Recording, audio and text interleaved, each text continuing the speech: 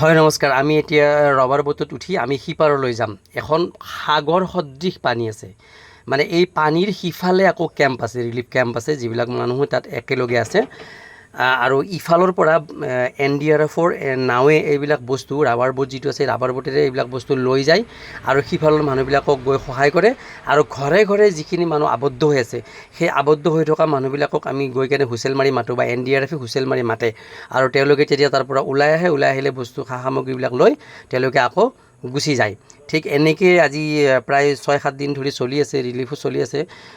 যিখিনি তেওঁলোকক সহায় সহযোগ কৰিব লাগে সেইখিনি কৰি আছে, NDRF-এও কৰি আছে আৰু ৰাইজৰ ফালৰ পৰাও কৰি আছে আৰু চৰকাৰৰ ফালৰ পৰাও তদ্ৰুপ তেনেকৈ সহায় সহযোগ কৰি আছে, পাই আছে মানুহখিনি। এতিয়ালৈকে অভাৱটো হ'বই, যিটো এক অভাৱনীয় পৰিৱেশ আপোনালোকে চালে গম পাব কি ভয়ংকৰ এক পৰিৱেশ। তাৰমানে আপুনি যিটো কল্পনাও কৰিব নোৱাৰে এনেকুৱা এটা পৰিৱেশ সাগৰৰ দৰে হৈ আছে। চ' আমিও গ'লোঁ কষ্ট কৰি, বহুত কষ্ট কৰি গৈ আমি ঘৰে ঘৰে হুইচেল মাৰি মাৰি মানুহবিলাকক মাতি পেলাই খাদ্য সামগ্ৰী যিখিনি দিব লাগে আমি সেইখিনি দিছোঁ, আমি যিখিনি লৈ গৈছিলোঁ। চ' আমি তেনেকৈ দি থকা ভিডিঅ' মই দিয়া নাই, আপোনালোকে 2-এটা ভিডিঅ' চালে গম পাব। কিন্তু ইয়াতে আপুনি কল্পনা কৰিব পাৰে যে কিমান ভয়ানক আছিল সেই মানে পৰিৱেশ। আপুনি এবাৰ অনুমান কৰক মানুহখিনি কি অৱস্থাত কেনেকৈ আছে। এনেকৈ ৰিলিফ কেম্পলৈ গৈছিলোঁ আমি।